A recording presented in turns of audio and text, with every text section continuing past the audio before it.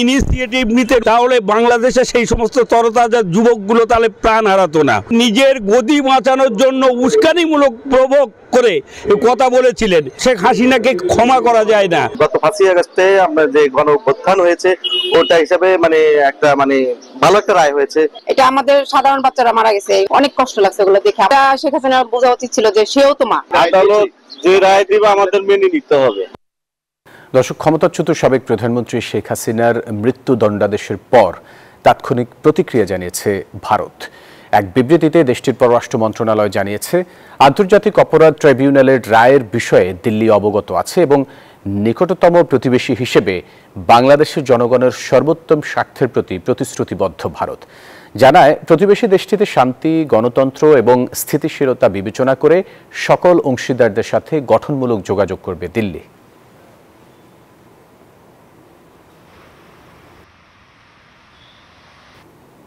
পদ্মা সেতু, metro rail এবং elevated expressway নির্মাণের গর্বিত অংশীদার বসুন্ধরা সিমেন্ট।